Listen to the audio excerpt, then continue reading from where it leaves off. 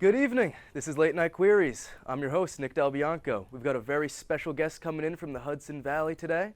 So everyone please welcome Joe Alfano. How's it going? Good to see you, man. Good to see you. Thank you. Joe, how are you tonight? Doing good. I got this cool jacket. I hear you stole it from the back. Yep. A woman gave it to me because she said I look unwell. That's understandable. Struggling comedian, I'm sure. Yeah.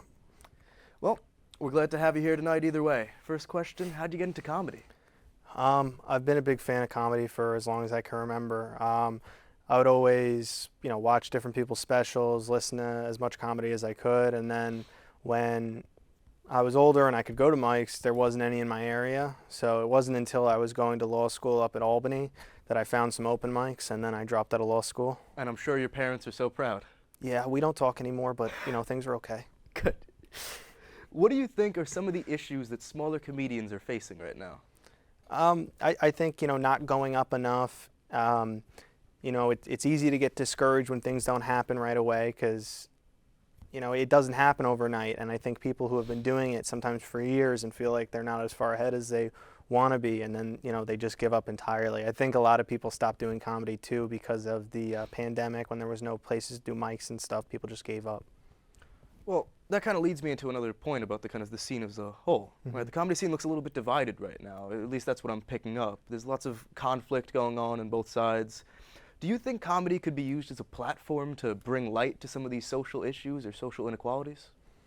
Yeah, I think it not only can it be, I think that it is. I think people who come and have a unique perspective to offer, that's only to their advantage, because if you want to be saying things that are different from everyone else, that's what separates you, and that's what allows you to, excel and differentiate yourself, is having that unique point of view. And if you're coming and saying things that anyone else could say, it's not as entertaining, it's not as funny generally.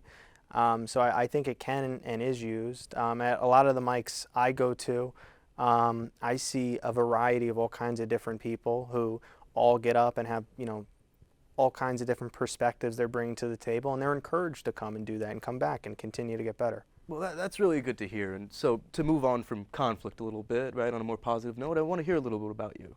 So what do you think was your greatest night as a comedian so far? Probably Bethel Woods. I got to go up before Bill Burr. Oh, wow. That was awesome. Me and some other younger comics got a big opportunity to go up and, do some time before Bill Burr's show. So that was really awesome. And so then on the opposite of that, what are some drawbacks you've picked up from your line of work? Sometimes you go somewhere and it's not quite what you expected, because people sometimes don't book comedy for the appropriate venues. Like this one show I went to, it wasn't just comedy. They had all kinds of different types of acts, like someone on stilts, someone doing fire dancing, all kinds of crazy stuff. But the way they advertised it, it was a sea of parents with young children. So when I asked if there's anything I shouldn't say, the guy running it said, and I quote, "F it, I have kids." And then I went, and as soon as I cursed, I got booed off stage by all of the parents, upset that I was there. Yeah, that's not what you want to hear. No, generally boos are not good. All right, so then for the smaller comedian getting into comedy, what are your warning signs? What are your general pieces of advice? No warnings. I think it's just do it. Get in there, go to mics, work on your material, write as much as you can, and try and get better. And you get better by continuing to go to the mics and staying on top of it. And there's a lot of great ones in the area. Right in New Paltz, Dylan Rasucci runs one at Gadaletto's every Tuesday, 7:30 sign up, 8 o'clock start. And then I run one in Poughkeepsie, 6:30 sign up, 7 o'clock start over at La Cabanita in Poughkeepsie. And then we also, me and Dylan both put on some local showcases in the area. So we do one at Gadaletto's the third Saturday of every month. And we do one in Poughkeepsie now, the first Saturday of every month at La Cabanita. So the next two coming up are October 1st, there's the one in La Cabanita, and the October 15th, I believe, is the one in New Paltz at Gadaletto's. And they're only $5 for students, so we can get in some of these local comics, give them some stage time, and, throw some money their way too. Yeah, absolutely. Well, unfortunately, it looks like we're out of time for today. Joe, thank you for coming on for us. Thank you for having me. It's been a pleasure.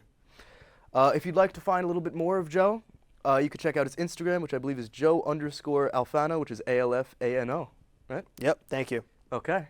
Have a great night, guys.